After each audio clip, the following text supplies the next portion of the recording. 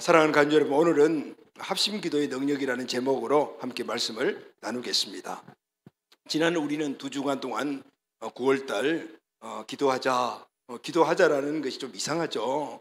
기도는 우리가 늘 해야 되는 거지만은, 그러나 기도를 바쁜 우리 일상의 삶 때문에 그 축복을 빼앗겨버리고 살 때가 너무 많아요. 그래서 기도하자, 특별히 기도를 회복하자, 기도의 영성을 다시 한 번 더 우리가 회복하자는 의미로 9월달을 기도달로 늘 정하고, 기도에 대해서 다시 한번 우리가 왜 기도해야 되는가, 기도란 무엇인가, 그리고 어떻게 기도해야 되는가, 기도의 결과는 무엇인가에 대해서 기도에 대한 정의를 그렇게 함께 나눈 시간을 갖습니다. 우리가 2주간 동안 그렇게 함께 말씀을 나누었죠.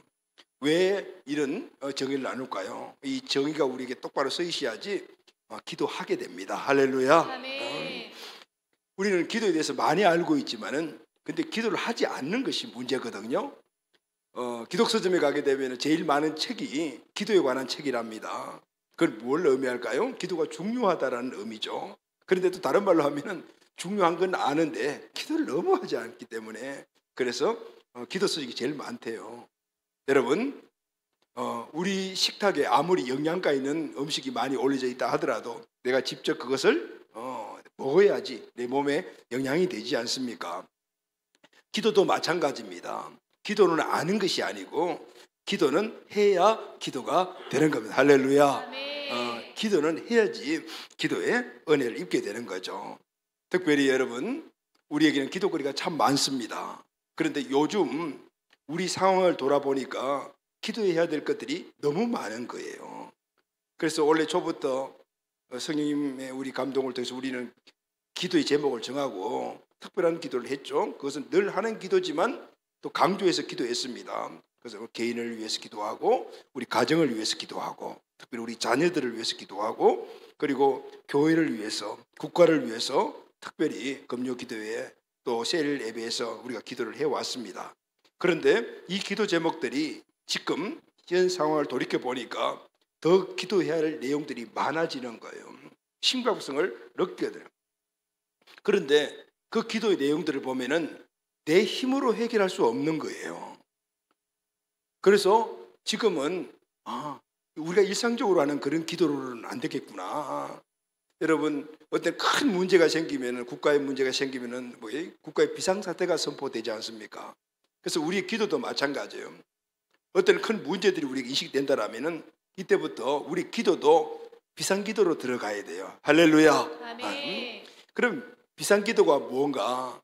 제가 여러분들에게 그 비상기도를 하라는 그런 내가 만들어낸 이유가 아니고 성경의 그 원리들이 나와 있는 거잖아요.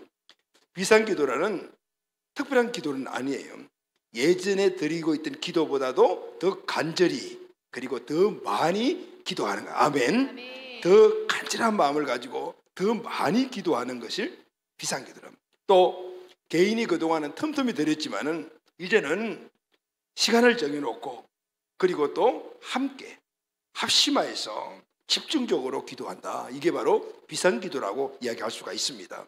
그래서 비상기도는 성도가 합심해서 함께 간절한 마음으로 지금 현실적으로 일어나고 있는 큰 문제를 바라보면서 하나님께 기도하는 것이다. 이렇게 정의할 수가 있습니다. 아멘. 지금 우리가 살고 있는 이 시기는요, 정말 비상기도를 해야 할 때입니다.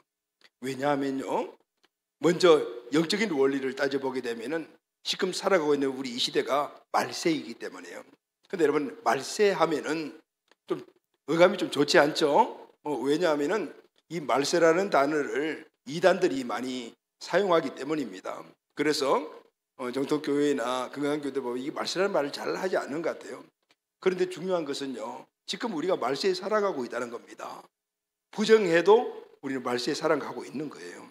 여러분, 말세가 언제죠? 여러분, 우리는 말세하면은 예수님이 막 곧 오신다, 그리고 이단들이 몇월 며칠 날 오신다, 며칠 남았다, 이런 인식들이 막 드니까 말세에 대한 어감이 참 좋지 않습니다. 그런데 말세는 언제부터 시작이 되었냐 하면은 예수님이 이 땅에 태어날 때부터 말세가 시작된 거예요. 그리고 지금은 우리가 말세를 살아가고 있어요. 예수님이 이 땅에 오셔서 말세가 시작되면서, 그리고 예수님이 성천하셨죠. 그리고 지금 성천하신 그 기간에 우리가 지금 살고 있는데 예수님이 언제요? 또 오시죠.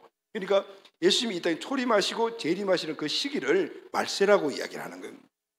그럼 우리는 지금 어떤 시대에 살고 있습니까? 말세에 살고 있는 거죠. 그런데 말세에도 마지막 끝부분이 있다면 그건 예수님이 지금 곧 재림하실 그 직전에 살아가는 그 시대를 말세 기말의 시대라고 그러잖아요. 말세 예수님이 오신 그 바로 직전에 살아가는. 근데 그건 알 수가 없어요. 예수님이 언제 오시는지 예수님 자신도 모르신다고 했죠. 그건 아버지만 아시는 것이라고 했어요. 근데 왜 그리 우리는 말세 기말이라고 얘기할 수 있냐요? 성경에 보면 말세 예수님이 재림하실 시기는 아무도 모르지만은 그러나 예수님이 재림할 그 직전에 일어나는 여러 가지 많은 상황에 대해서는 분명히 성경 여러 군데서 말씀을 하고 있어요. 그런 상황들이 지금 우리 삶 속에 지금 나타나고 있다는 거예요. 그러니 이제는 예수님이 오시는 거지 내일 오실지 1년 후에 오실지 하나님 나라 하나님의 뜻대로 하루가 천년 같고 천년이 하루 같다 했으니까 천년이 올지 모르지만은 그러나 지금은 그런 급박한 시기다라는 아멘. 아멘. 그래서 우리는 이 시대를 보면서 예수님이 오실 날이 얼마 멀지 않았구나라는 것을 인식을 하면서 또 말세에는 자기의 때가 얼마 남지 않은 것을 알고 있는 이 마귀는 더 강력하게 공격을 해오기 때문에 우리의 삶이 이전과 다르다는 거예요. 여러분 요즘 우리 삶이 이전과 달라요. 신앙생활도 다르고 신앙생활하는 모습도 다르고 문제가 일어나도 예전과는 다른 문제들이 일어나는 거예요. 상상할 수 없는 일들이 일어난단 말이죠. 신앙생활과 교회도 예전과 달라요. 예전에는 전도하기 너무 쉬웠어요. 지금은 너무 어려워요. 예전에는 교회가 개척되면 금방 성장했어요. 지금은 진짜 어려워요. 시대적 변천 상황이다 하지만 그 시대적 변천 상황이 지금 그렇게 만들어졌단 말이죠. 그러니까 지금 이 시기는 예전과 같이 우리가 신앙생활하고 예전과 같이 기도하면 안 된다 그 말이에요. 그래서 지금 이 상황을 보면서 우리는 무슨 기도? 비상기도 해야 될 때. 할렐루야 아멘. 비상기도 할 때인 거예요. 이 모든 현실적으로 일어나는 상황들은 오늘 우리 힘으로 저나 여러분의 힘으로 감당할 수 없어요. 이겨낼 수가 없는 거죠. 그런데 우리에게는 방법은 있어요. 그게 뭐냐면은 기도하는 겁니다. 아멘. 아멘. 지금 이 시대에 우리 상황이 위기의식을 갖는 시대라면 그러면 위기의식을 갖고 기도하는 일이죠. 이걸 바로 우리가 비상기도라고 이야기할 수가 있어요. 지금은 우리 가정과 우리 자녀들과 우리 교회와 또 우리나라 위해서 우리가 기도해야 될 시기입니다. 아멘. 아멘. 또 우리 개인과 가정과 교회, 한국 교회들이 합심해서 기도해야 될 때입니다. 아멘. 왜냐하면 이 시대가 지금 흘러가는 이 시대의 사조, 시대관, 이런 시대가 주는 가치라고 여기는 이런 것들이 전부 예전과 다른 거예요. 여기에 교회도 우리 자녀들도 믿음의 가이도 다 노출되어 있어요. 그러니 우리 힘으로는 이 정말 스레와 같이 밀려오는 이 세상의 문화와 이 가치 정말 이길 힘이 없어요. 그래서 우리는 하나님의 힘을 덧입는 더 기도를 많이 해야 돼요. 아멘. 아멘. 이 시대사절을 보면은 모든 믿는 자들이 이제는 혼자 기도해서 될 때가 아니다. 합심해서 기도해야 된다. 가정도 가족들이 함께 모여서 기도해야 되고 교회도 가족들이 함께 모여서 기도해야 되고 세일도 함께 기도해야 되고 온 나라의 국가에 모든 우리 6만 교회들이 함께 모여서 기도할 때구나라는 것을 알 수가 있어요.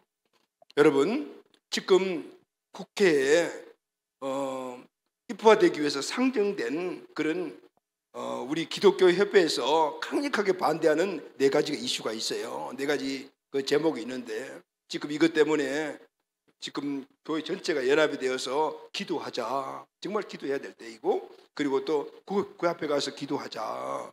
이런 지금 그 캠페인들이 벌어지고 있는데요. 이게 바로 이 시대적인 문제인데 그런데 이 시대적인 이 문제에 대한 우리 기독교인들의 인식이 이런 법안을 상정하는 사람들 중에 하나가 크리스찬이 있는 거예요. 집사님이 계시대. 국회의원 중에 그 법을 동성애라 이런 법들 지금 4가지 법을 지금 상정하려고 준비하고 있는데 지금 여러분 돌아가는 상황을 보니까 어때요? 이거 그냥 될 수밖에 없는 그런 상황들이 만들어진 거예요. 우리가 힘을 쓸 수 있는 게 하나도 없어. 해야 될 일은 기도밖에 없는 거예요. 아멘. 아멘. 지금 보면은 우리 학부 동생분이 한 분이 계시는데 시골에서 전라도 어디 쪽이더라고요. 시골에서 목회를 하시는데 그 이분은 시골이니까 그 주중 목회가 별로 없죠. 그리고 이분이 뭘 하냐면 낙태 방지 그 캠페인을 하시는 거예요. 직접 그 시골에 무슨 돈이 있어요? 차를 사가지고 전광판을 달고 전국을 돌고 국회 앞에 가서 1인 시위도 하고 그렇게 하시는 분인 거예요. 왜냐하면요, 지금 낙태약 사용이라는 이 지금 법이 지금 상정되어 있는 거예요. 그게 뭐냐면은 출산 직전까지 모든 낙태를 약 먹고 할 수 있다라는 법칙을 지금 만드는 거예요. 지금 낙태하면은 위법이잖아요. 그런데 그 법이 지금 상정되어 있는 거예요. 또 하나는 지금 여성가족부가 성평등가족부로 지금 바꾸자고 했잖아요. 그게 무슨 문제가 있어? 그냥 대부분이 그렇게 생각을 하시는 거예요. 여기에서 성평등이라는 것은 남자와 여자의 그런 평등을 이야기하는 것이 젠더이즘이 들어가요. 젠더가 들어가요. 젠더라는 것은 사회적 성이잖아요. 여러분, 우리는 성경적인 원리 뭐 이때까지 그렇게 알았어요. 이 생체적으로 남자 여자 이렇게 구분 되잖아요. 염색적으로 다 구분 되는데 이 지금 젠더는 뭐냐면은 사회적 성이라는 것은 뭐냐면은 내가 여자가 되고 싶으면 여자가 되는 거예요. 내가 남자 되고 싶으면 내가 남자가 되는 거예요. 아침에 여자 되고 싶으면 아침에 여자, 저녁에 되면 여자, 이런 것들이 이제 앞으로 이미 세계적으로 법제화돼서 그렇게 가고 있는 거예요. 우리나라도 상징이 된 거예요. 지난번에는 그도 보수가 잡고 있을 때 이건 강력하게 기독교 영향으로 스탠바이가 돼 있었잖아요. 중지되어 있었지만은 지금은 정말 위기인 거예요. 또 성전환 수술 없이 성별 변경이 가능한 입법이 되는 거예요. 그럼 우리나라도 아마 성전환을 하면은 그 성별이 바뀌나 봐요. 나도 잘 몰랐어요. 근데 지금 이번에 올라온 걸 보니까 근데 성전환 없이도 그냥 자기가 나는 여자야 하면 여자인 거예요. 여자예요. 남자의 모습 그대로 가지고 나는 여자야 하고 여자 화장실이나 목욕탕 같이 들어갈 수 있다는 거예요. 아침에 여자, 저녁에 남자 이렇게 될 수 있다는 거예요. 포괄적 차별금지법은 벌써 이미 이슈가 되어 있잖아요. 여러분, 우리는 벌써 이미 차별금지법들이 돼 있어요. 장애자 차별금지법, 뭐 어린아이 차별 다 있는데 여기서 포괄적법이라는 것은 동성애, 젠더 이런 것들을 인정하는 법이에요.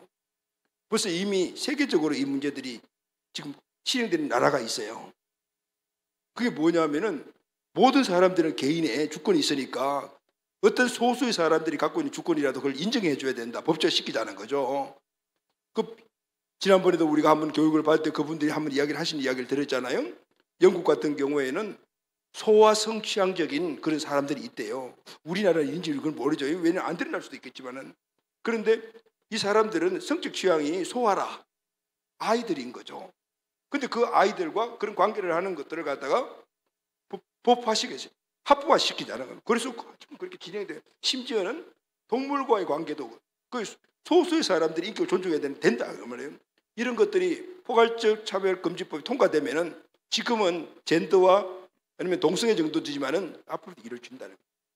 여러분, 지금 이 시대 상황입니다. 저는 정치에 대해서 별로 많이 관심을 안 가지려고 해요. 관심이 있어요. 그렇지만 안 가지려고 하잖아요. 왜냐하면 잘못하면 여기 강단에서 정치적인 이야기가 나오기 때문에. 그런데 지금 이런 이야기를 하는 이유는 뭐냐면은 이런 시대적 상황을 보니까 우리 자녀들이 너무 안타까운 거예요. 우리 후손들이 어떻게 될까? 한 두어 세대 지나게 되면은 이게 그냥 합법화되면은 가정에서도 이제는 이런 일들을 자녀들에게 가서 못하게 돼 버려서 지금 그런 나라들이 있거든 말이죠.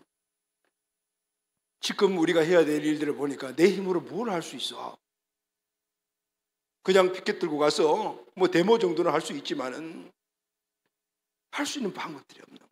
하나님이 역사해 주셔야 돼요. 할렐루야, 아멘. 그래서 우리는 함께 합심해서 기도할 때라는 것을 우리가 인식을 해야 됩니다. 전도서 4장 12절 다 같이 한번 읽읍시다. 시작. 한 사람이면 패하겠거니와 두 사람이면 맞설 수 있나니 세 겹줄은 쉽게 끊어지지 아니하느니라. 여러분, 이것이 바로 함께함의 능력입니다. 아멘. 동일한 실타래도 세 겹으로 같이 구워가지고 튼튼하게 만들면은 그것은 어떤 것도 끊을 수 없는 강한 그런 힘을 갖게 되는 거죠.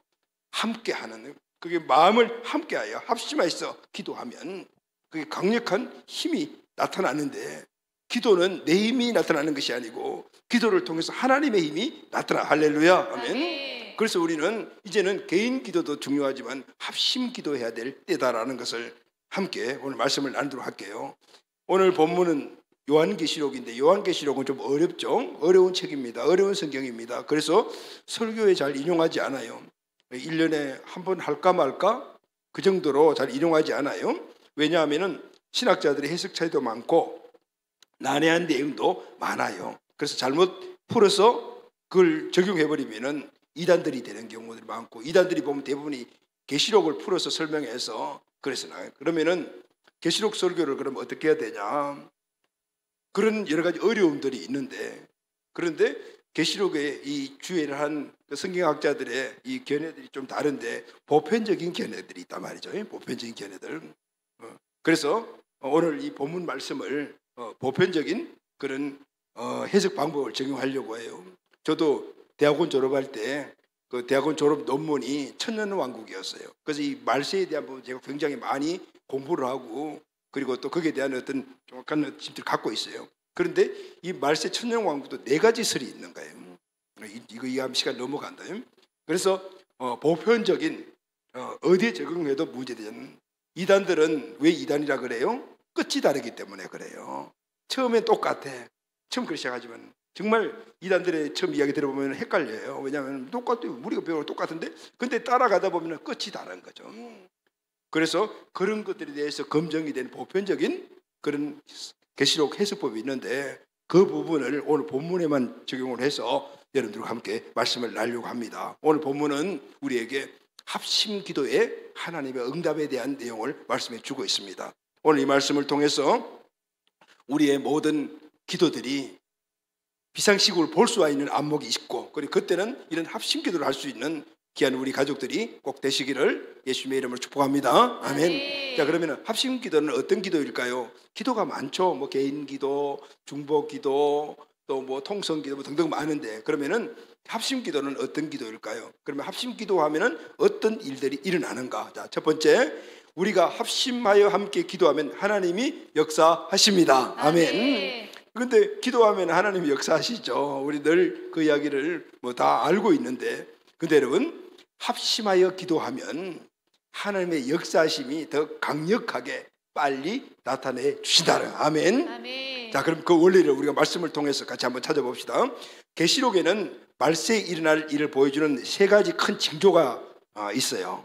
그런데 보면은 7인, 그리고 7나팔, 7대접이라는 그런 상징이 나오는데, 말세 이 땅에 나타날 그 재앙의 그 모습을 상징적으로 보여주는 겁니다. 계시록 4장에서 6장까지를 보면은 하나님이 봉인한 두루마리가 나와요. 다시 두루마리가 알죠? 여러분 쭉 피면 이 두루마리가 하나님이 봉인을 했단 말이에요. 도장을 꽉 찍어서 탁 붙여놨단 말이죠. 아무도 열 수가 없게. 근데 그것이 하나씩 하나씩 떨어지면서 하나씩 띄우면서 세상에 재앙이 나타납니다. 7인 중에 첫 번째 인을 땜으로 말미암아 말세의 재앙이 시작되는 거예요. 오늘 우리가 읽은 8장 1절 말씀을 다 같이 한번 읽읍시다. 시작. 7째 인을 떼실 때 하늘이 1시간쯤 고요하더니. 본문에 보면은 7 두루마리에 7인이 나오는데 처음부터 쭉 하나씩 띄어가죠. 그런데 마지막 7째 인을 떼니까 그때 반 시간 정도 조용하더라, 이런 내용이 나와요. 반 시간 동안 조용하더라. 그러면은 누가 인을 뗍니까? 6장에서 8장까지를 보면은 바로 어린 양 대신 예수님이 그 인을 하나씩 떼는 거예요. 봉인된 그 두루마리를 뜯어내는, 예수님이 하나님으로부터 받은 이 종말의 비밀을 담고 있는 두루마리에 붙은 도장 찍힌 봉인을 뜯어내는 거예요. 봉인을 하나씩 뜯어낼 때마다 큰 소리가 일어나는 게 성경에 지금 나와 있어요. 첫째 인을 뗄 때는 하늘에서 우레와 같은 소리가 오라 하는 소리로 들렸더라, 이렇게 기록되어 있고, 둘째 인에서 넷째 인까지를 뗄 때는 계속해서 우레 소리, 막 천둥 번개 소리가 막 꽉꽉꽉꽉 큰 소리 들렸다. 다섯째 인을 뗄 때는 순교자들이 그 전에 복음을 전파하다가 순교자들이 큰 외침이 하늘 가득 들렸더라, 이렇게 나오죠. 여섯째 인을 떼니까 땅의 체질이 풀리고 삼남만성이 파괴되는 엄청난 일들이 이 땅에서 일어나더라. 이렇게 기록이 되어 있어요. 자, 여러분, 이런 현상에는 여러 가지 영적 의미가 들어 있습니다. 오늘 말하려고 하는 것은 이 하나하나의 영적 의미를 말하는 것이 아니에요. 오늘 요지는 바로 이겁니다. 여섯째 인을 뗄 때까지 하늘에서는 엄청난 시끄러운 일들이 있었다라는 거예요. 조용할 데가 없었어요. 오늘 본문을 보면은. 그런데 일곱째 인을 딱 떼는 순간에 특별한 일이 벌어졌습니다. 어떤 일이 벌어졌죠? 오늘 8장 1절에 보니까 일곱째 인을 떼실 때 하늘이 반 시간 동안 갑작스럽게 조용해졌더라. 조용해지더라. 반 시간 동안 조용해진 거예요. 그렇게 시끄럽던 하늘이 반 시간 동안 조용해진 거예요. 조용했던. 왜 조용해졌을까요? 여기에도 각각 성경학자들에 따른 여러 가지 해석이 있는데 보편적인 해석은 바로 이거예요. 3절 4절을 연결해서 해석을 하면은 하나님은 성도들의 기도를 들으시고 그 기도를 들으시고 응답할 때까지는 시끄럽던 것들이 조용했다. 왜냐, 하나님이 지금 기도를 막 받으시고 있는 중이기 때문에 하늘이 조용했다. 유명한 신학자이죠. 영성신학자인 유진 피터슨 목사님은요, 오늘 이 본문을 이렇게 해석을 했어요. 다 같이 우리 한번 읽어봅시다. 시작. 1세기 초대교회의 상황은 너무나 척박했고 성도들이 박해로 인해 엄청난 상처를 받는 환경이었다.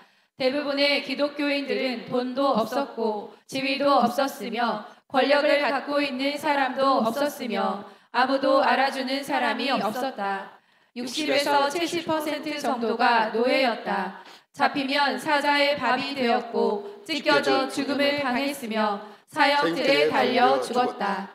보통 사람들이라면 이런 환경에서 정신적으로, 육신적으로, 영적으로 완전히 주저앉고 말았을 것이다.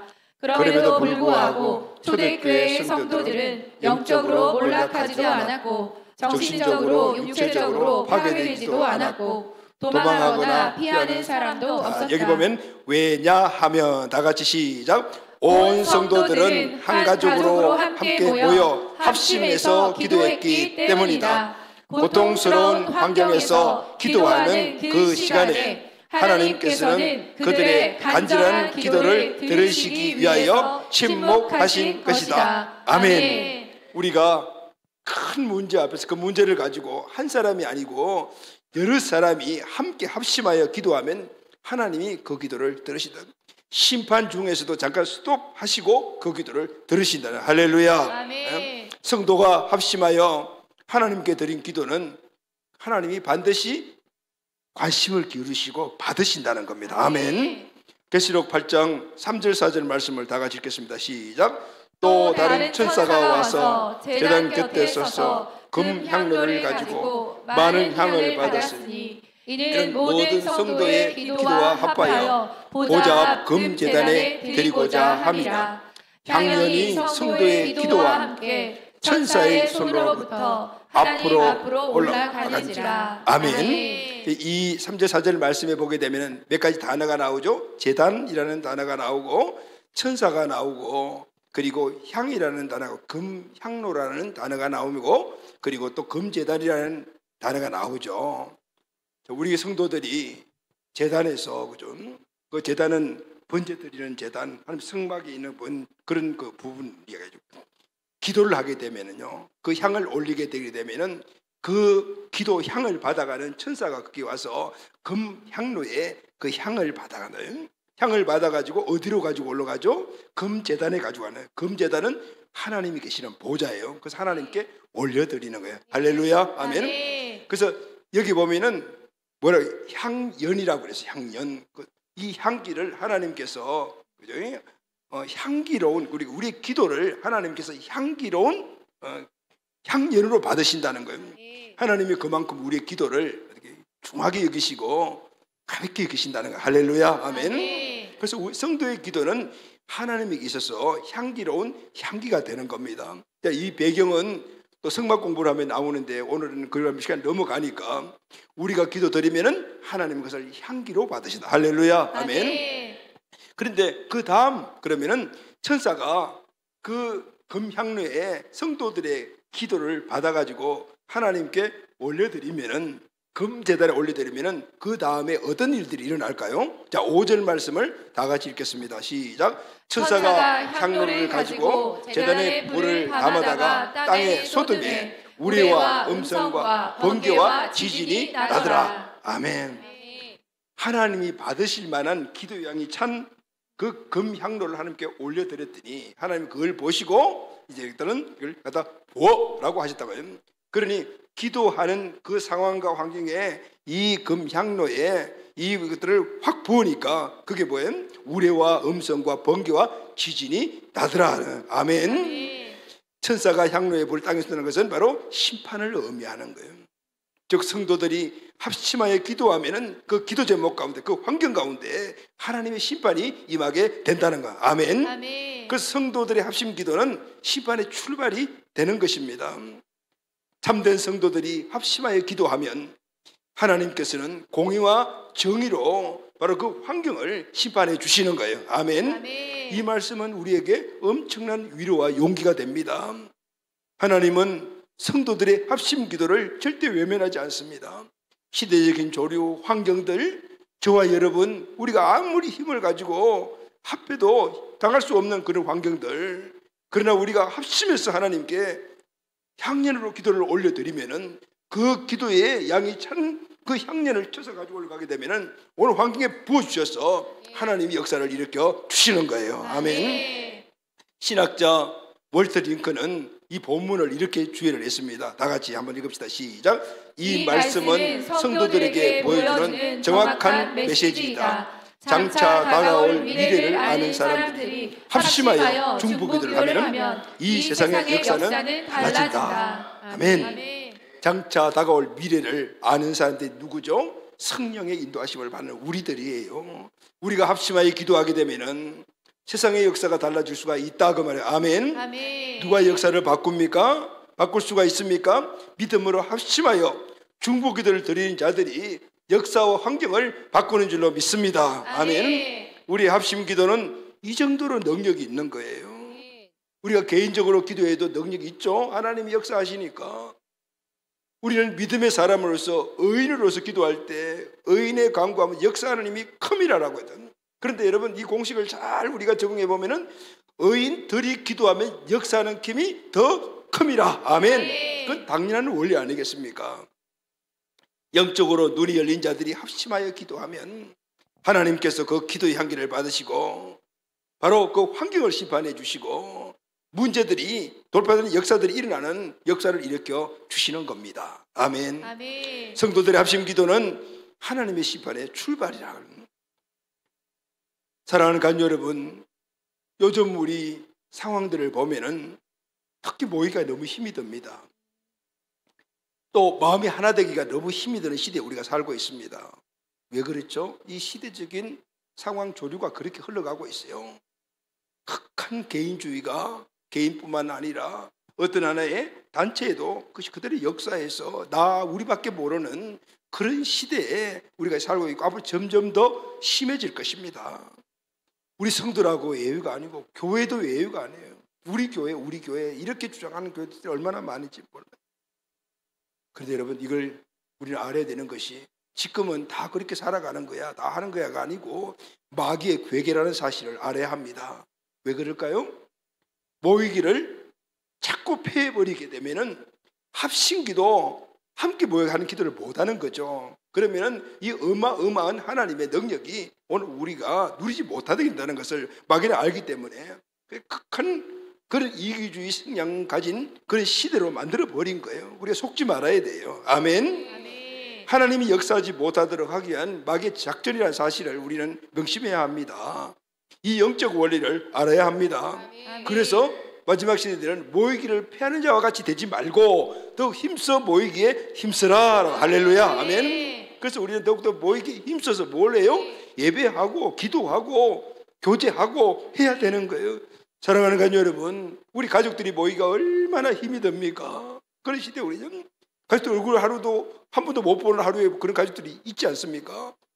그렇다고 해서 그걸 당연시하지 말고 어떻게 하든지 모이기 힘쓰십시오. 아멘. 그래서 가족이 모여 가정을 위해서 기도하고, 특히 우리 가족들을 위해 기도하고, 자녀를 위하여 기도하고, 가정에 주신 기업을 위해서 기도해야 되지 않겠습니까? 아멘. 교회도 개인적인 기도 성향이 아니고 모여서 기도해야 돼요. 셀 가족들이 함께 모여서 우리 가정을 위해서 기도하고, 우리 가족들의 상황을 위해서 기도하고, 교회는 공동체 전체가 모여서 기도하고. 할렐루야. 아멘. 우리나라의 6만 교회들이 함께 모여서 기도하고. 그래서 지금 그런 시대예요. 왜냐하면은 말세 지말에 지금은 비상시국이기 때문에. 그래서 우리는 함께 기도할 때, 함께 기도하면은 이 금향로의 향이 빨리 차잖아요. 빨리 응답이 되는 이런 놀라운 역사가 일어나게 됩니다. 아멘. 아멘. 이 은혜가 우리 공동체 온 가족들에게 일어나게 되기를 주의 이름으로 축원합니다. 아멘. 자, 두 번째는 우리가 합심 기도하면 어떤 사람이 천사가 도와줍니다. 아멘. 합심 기도하면 하나님이 역사하십니다. 두 번째, 우리가 합심 기도하면 천사가 우리를 도와줍니다. 아멘. 3절 말씀 다 같이 시작. 또 다른 천사가 와서 제단 곁에 서서 금향로를 가지고 많은 향을 받으니 이는 모든 성도의 기도와 합하여 보좌 금제단에 드리고자 함이라. 합하여, 천사의 도움이 합해져서 오늘 하나님께 완전한 향로의 찬 향기가 만들어져서 하나님께 올려드려진다는 거예요. 여러분, 성도가 기도하면은 그 기도를 담아서 하나님 보좌에 올려드린 천사가, 그래서 여러분, 우리가 기도하면은 천사가 움직이죠. 보이지 않는 사이에서. 이런 영적 사실을 우리가 알아야 되는 거예요. 그리고 근데 우리는 아무리 최선을 다해서 기도해도 늘 부족하기 마련이라, 우리 한계 있는 인간이기 때문입니다. 제대로 잘 알고 기도하지 못합니다. 그래서 하나님께서는 우리 이 연약함을 아시고 천사를 보내서 우리 기도를 도와주시는 겁니다. 할렐루야. 응? 우리가 연합해서 하나님께 기도할 때 천사가 우리를 도와주신다고 지금 이걸 보여주고 있습니다. 예수님께서 광야에서 40일간 금식 기도할 때 천사가 와서 수종들더라. 여러분, 이성을 갖고 계신 예수님이 40일 동안 금식하면 얼마나 지치겠어요. 40일 금식 기도 해보신 분도 계시죠? 저는 40일 금식을 죽었어요. 이게 예약해서 못 견디겠네. 그런데 하신 분들이 있잖아요. 그런 분들 등에 들어보면은 나중에 끝자락에 가게 되면은 모든 게 탈진하는데, 그런데 분명히 누가 와서 도와주는 걸 느낀다는 거예요. 천사가 도와줘. 겟세마네 동산에서 간절한 기도를 예수님이 들었을 때 천사가 와서 도와줘. 그 극심한 고통을 혼자서 감내 못하시니까 도와줘. 우리가 연약한 모습이라 해도 기도하면 천사가 와서 도와주는 겁니다. 할렐루야. 아멘. 우리가 함께 합심하여 기도하면 하나님께서 천사를 보내서 도와주시는 거예요. 우리가 잘 알지 못하고 구하는 것이라 하더라도 천사가 도와서 하나님이 받으시는 향연이 되게 만들어 주시는 겁니다. 그러면은 천사는 누구를 도와줄까요? 천사가 돕는 범위가 누구일까요? 계시록 8장 3절 하반절을 다 같이 한번 읽읍시다. 시작. 이는 모든 성도의 기도와 합하여 보좌 앞 금제단에 드리고자 합니다. 모든 성도입니다. 모든 성도의 기도를 도와주십니다. 그렇다면 남녀노소 각 나라와 족속과 박성과 방은 모든 기도하는 사람들을, 그 기도를 다 도와주신다는, 성도가 드리는 모든 기도는 하나님이 다 들을 수 있도록, 하나님이 다 들으실 수 있도록 도와준다는 겁니다. 여러분, 내가 어렸을 때, 여러분 어렸을 때 기도하는 것 지금 무슨 내용인지 알고 계세요? 말도 제대로 못할 때 서툰 말로 부모님 따라서 교회 가면은 다 기도한다면 뭔지 모르지만 종을 기도했던 그런 기도도, 아무도 모르게 골방에 들어갈 때 했던 기도도, 울며 불며 땡깡을 부리며 도대체 무슨 말을 했는지 모르고 그냥 거의 울면서 앉아있던 그런 기도도 하나님이 다 들으시고 기억하시는 거예요. 왜냐하면 천사가 하나님이 들으시는 기도로 도와주기 때문입니다. 할렐루야. 아멘. 우리 교회 보면은 새벽 기도, 저녁 기도, 금요 기도 때 보면은 우리 영유아부터 시작해서 어린이, 청소년들이 많이 나오지 않습니까? 그런데 와서 보면은 대부분들이 조금 앉아 있다가 찬양할 때는 그냥 열심히 뛰더만 말씀 듣고 기도할 때는 다 그냥 자버리잖아요. 근데 그 모습이 얼마나 예쁜지 몰라요.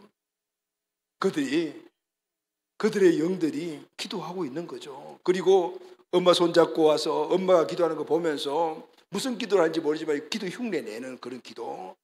그 안에 영이 살아있다라면 이 아이에 필요한 것들 하나님께 올려드려요. 할렐루야. 아멘. 어릴 때 엄마 손잡고 교회 갔던 기억들 여러분 나이 드신 분들 다 계시죠? 지금도 생생하거든요. 엄마가 찬송하면 같이 찬송하고 엄마가 기도하면 같이 기도하고 설교 기면 엄마 무릎 꿇고 그냥 잠자고 그래 무슨 설교든지 모르지만은 근데 결국 남은 것은 뭐냐면은 기도해야 되는구나. 설교 제대로 들어야 되는구나. 교회를 떠나면 안 되는구나. 그 유산을 물려받아서 제가 목사가 된 거예요. 여러분 우리 아이들이 교회에 와서 기도하고 예배하고 아무것도 모르는데 뭐하러 교회 데리고 가냐? 가 아니라 그 말씀인 거예요. 천사가 도와줘. 할렐루야. 아멘. 그래서 우리 교회는 개척부터 오늘까지 늘 가능하면은 모여서 합심해서 기도했어요. 특별한 일이 생기면은 더 많이 모여서 기도했습니다.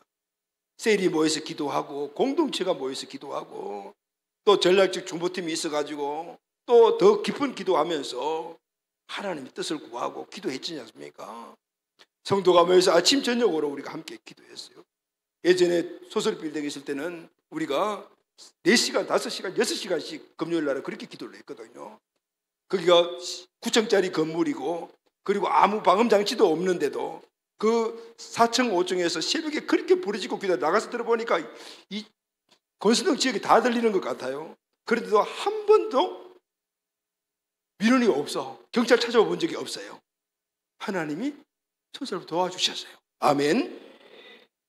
성령께서 함께 기도할 때 역사해 주시는 거예요. 아멘. 천사를 보내서 역사하시는 거예요.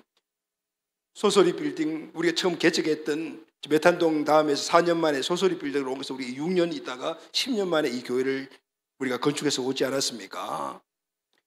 드림 2012는 성전 건축이다라는 것을 하나님 처음 주셔서 드림 2012를 선포하면서 우리가 쭉 나왔을 때 10년 되게 한 8년 정도 되니까 그때 우리 교회 청년들이 한 70% 80%잖아요. 지금도 많은 편이지만은 이제 목사님 2012년도면 우리가 성전 짓고 가는 거죠. 뭐 가는 걸로 아예 알고 있는 거예요. 그때 우리 교회 교세가 추석 성도가 한 70명 80명 그것도 청년들이 한 70% 정도 되는데 수십억 가는 교회를 어떻게 지어? 그런데 우리 청년들은 수수한 믿음으로 가는 걸로 아는 거예요. 그러니 그 선포했던 믿음들이 우리를 끌어가서 그때부터 교회를 지으려고 준비를 하기 시작을 했어요. 여러 많은 우여곡절 상황 속에서 곡반정동에 500평의 그러니까 밭을 우리가 어떤 중개소를 통해서 알게 되어서 그래서 그것을 16억에 계약을 했어요. 16억에 우리가 무슨 돈이 있어요. 그때는 월세 주고 있던 그때. 그런데 어떤 집사님 또 어떤 청년들 이렇게 대출을 내 가지고 1억 6천을 주고 계약을 한 거예요. 그런데 처음이니까 그걸 몰라잖아요. 이게 도대체가 어떻게 건축하고 어떻게 나가는 건지 알고 봤더만 그 지역에는 예배당을 건축할 수 없는 지역이었던 거예요. 중개사에서 좀 이걸 한 거죠. 그런데 1억 6천을 벌써 이미 계약금을 걸었잖아요. 그래서 그러면은 아는 설계사 장로님한테 물어봤더만 할 수 없으면 그 돈을 안 떼려면은 건물을 교회 같은 건물을 짓고 건물 사용하는 건물 이름을 단 걸로 보는 방법도 있어요. 그래서 그러면 어떻게 하면 좋겠습니까? 했더만 지역 아동센터로 그 교회 인가를 받아서 교회 모양으로 짓고 지역 아동센터는 광단도 있고 하니까 그래서 그걸 임대 받아서 뭐 예배실 사용하면 되지 않을까요? 그래서 지역 아동센터로 설계를 해가지고 건축 허가를 넣었더만 안 된 거예요.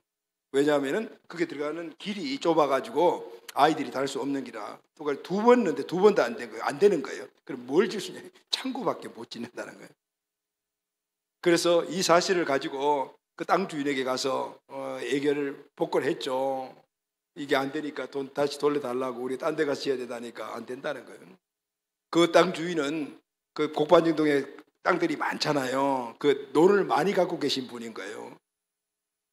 할아버지인데 그래도 부인은 권사님이세요. 근데 할아버지도 교회 다니다가 교회 무슨 시험에 대해서 안 가고 권사님도 안 가고 있는 거예요. 그분에게 아들이 3명이 있는데 전부 다들 아버지가 졸부가 되니까 이제 그거 가지고 먹고 사는 그런 친구들인데, 지금 우리가 땅 산 땅은 세 번째 아들한테 넘겨주기로 한 땅인 거예요. 셋째 아들이 소문난 그런 존재들에게 씨알도 안 먹히는 거예요, 애들 말로.